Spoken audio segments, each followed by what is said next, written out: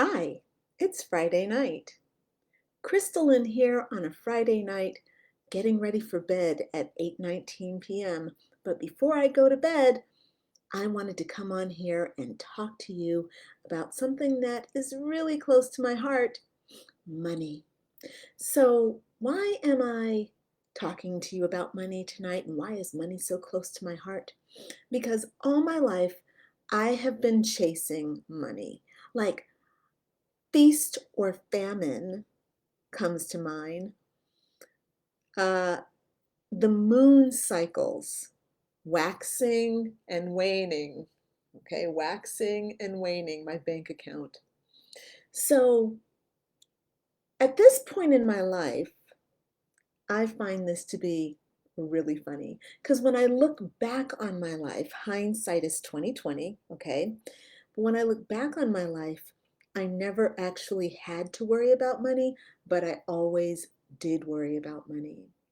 And the reason I'm coming on here tonight to share with you, full disclosure, I'm in a place where I do have money at this moment. But knowing me and knowing my spiritual guidance team, tomorrow I may not. So the question is, do you travel and follow your heart and your impulses even when you don't have the resources to follow your heart and to when you can't afford it? That's basically what I'm saying. And here's my honest answer. Yes, you always follow your heart, but you need to listen to your heart and see the whole truth. My problem was that I used to listen to my heart and I would only see the things that I wanted to see on an egoic level.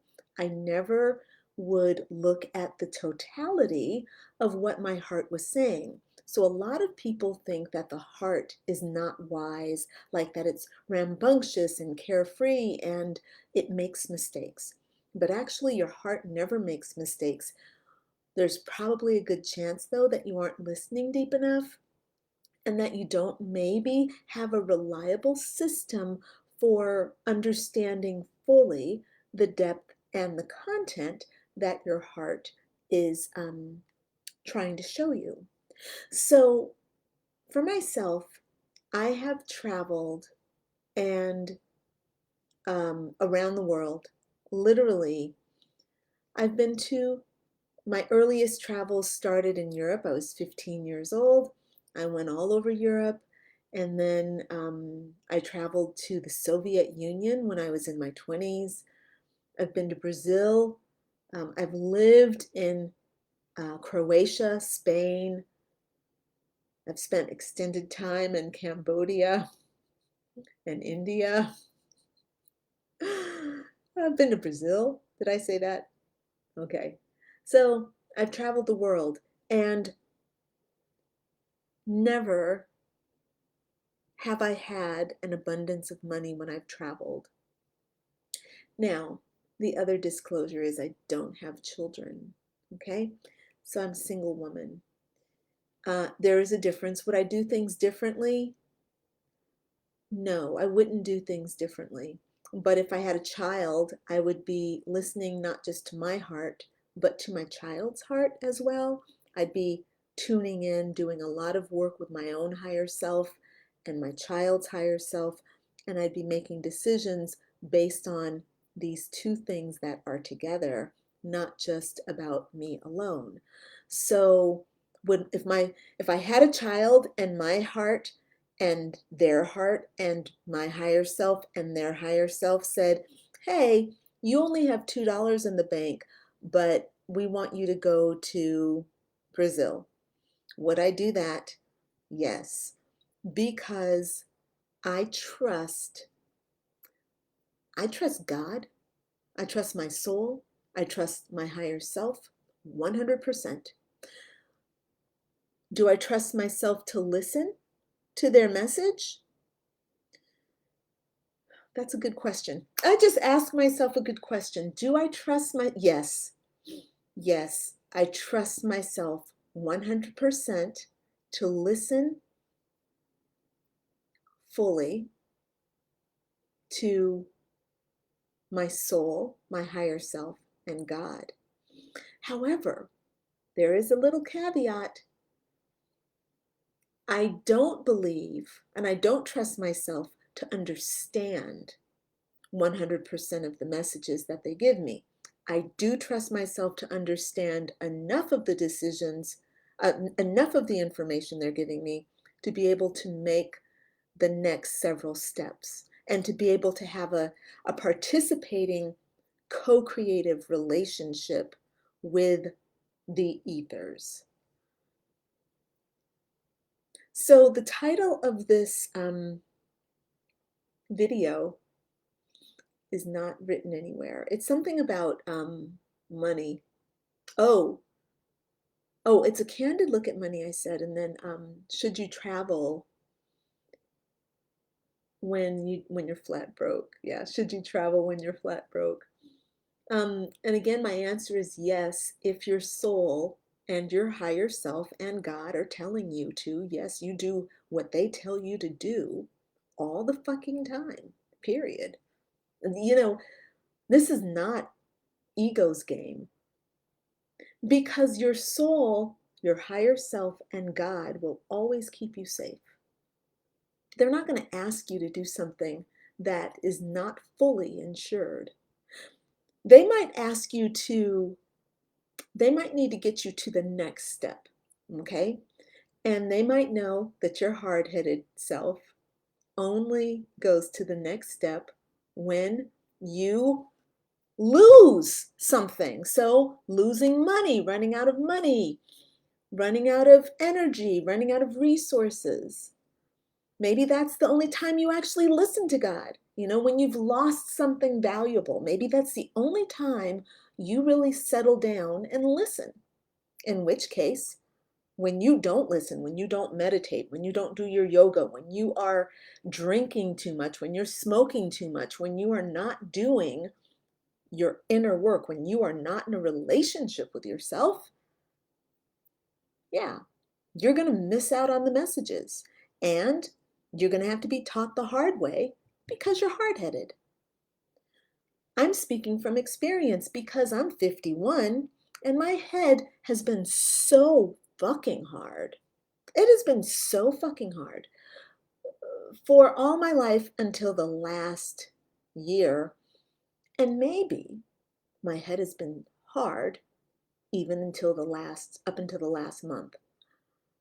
Something has shifted. My head's no longer hard. You don't have to teach me the hard way anymore. I listen. So, should you travel even when you're flat broke? Yes, if your spirit and your higher self are telling you to, you should. And if you are doing the work to make sure that you have a real relationship with these higher energy beings, then you should. If you don't have a real relationship with these beings, you need to do the work to have the relationship, or you just do what your ego says, you know?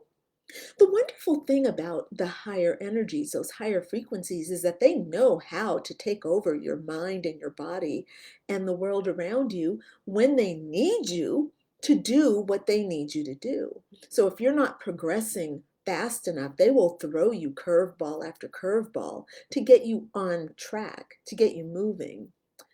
I personally love life because I get to do life in the three-dimensional world, three-dimensional choices and dealing with three-dimensional obstacles and challenges.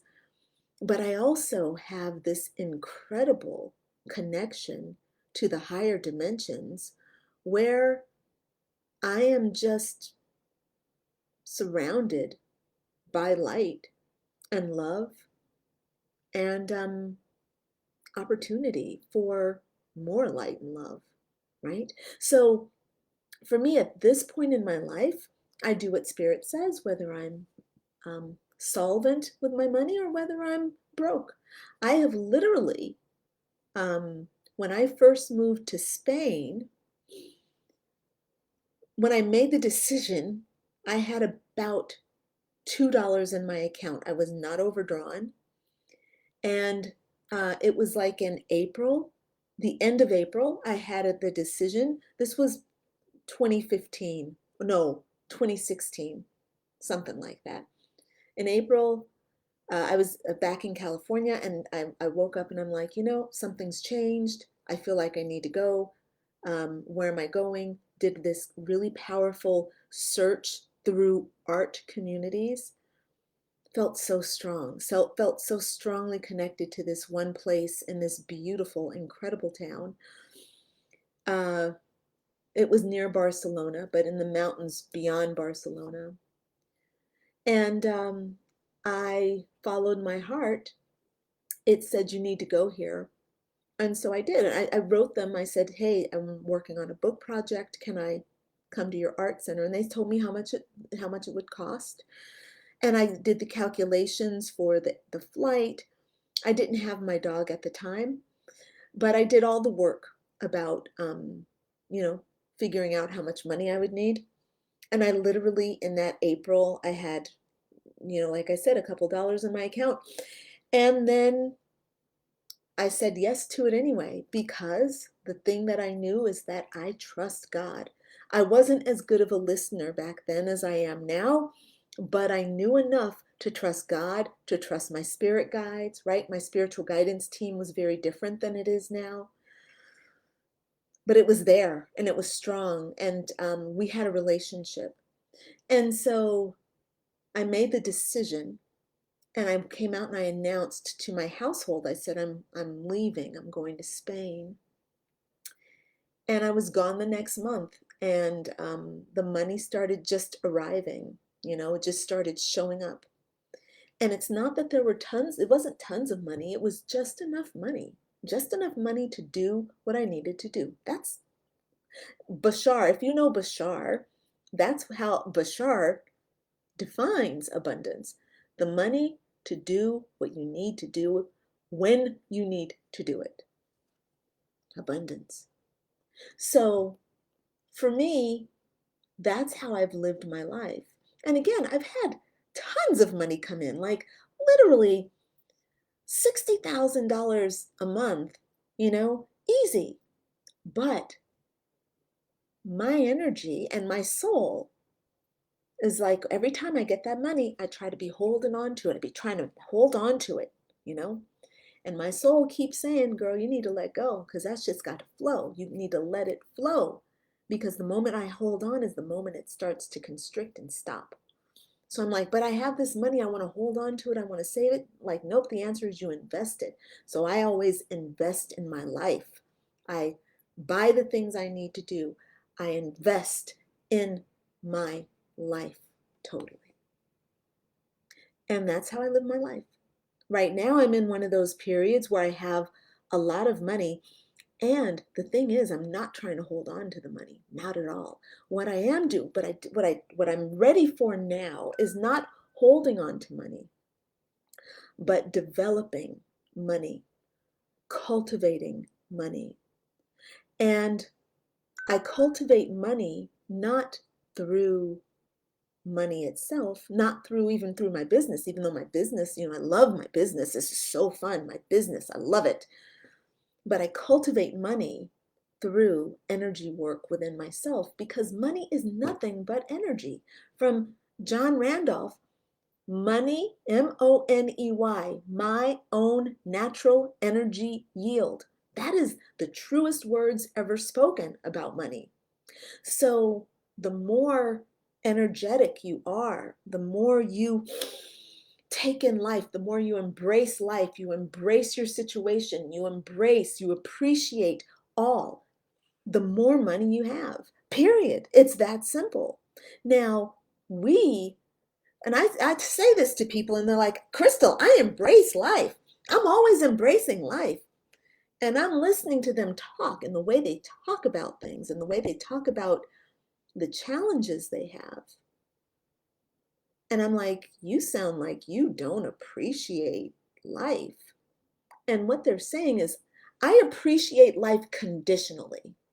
And what that does for people like us who are spiritual, that's like saying, I have money conditionally, right? So our job as spiritual beings is to embrace all of life in its totality and to let our money, to give permission for our money to mirror our appreciation of life.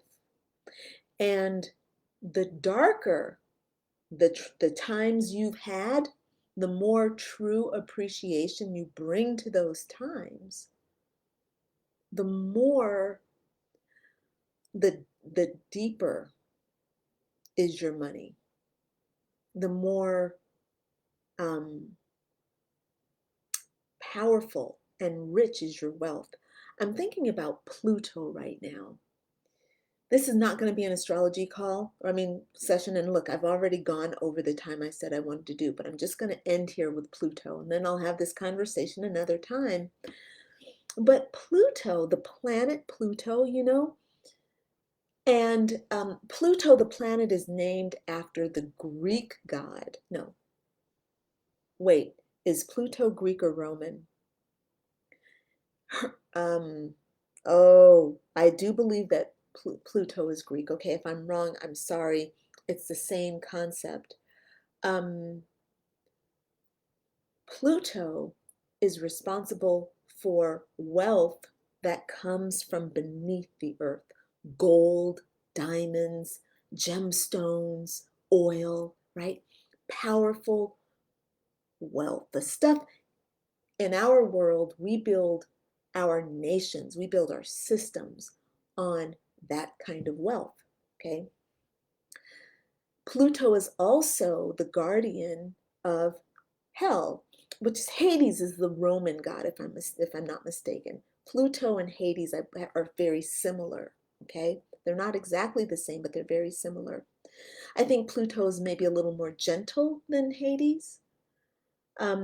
But I have a very good relationship with Pluto, very good. And so when you are living your life spiritually and you're listening to God and you're listening to your soul and your higher self and you're making decisions for yourself, you got to try to understand the nature of the energy that you carry. So I was talking about appreciating the dark stuff. The dark stuff is that underground stuff. So the more you can appreciate the dark times of your life, the more you can say, hey, I was abused as a child. Okay, and I could get into some dark stuff right now. I'm not getting into that because I don't want to mess up your Friday night. I don't want to mess up my Friday night either. Don't want to look at that stuff tonight. But just think about the darkest shit, okay? The stuff you've gone through that is wrong, okay? What we want to do is breathe new life into those dark times. And we want to find appreciation, because if we are really children of God, we must emulate our Father, or our father, mother, however you want to call it. I don't care what you call it, but the point is that there's this unconditionally loving being who tolerates the shit out of us. God tolerates us more than tolerates. God doesn't tolerate us. God loves us, like, unconditionally, okay?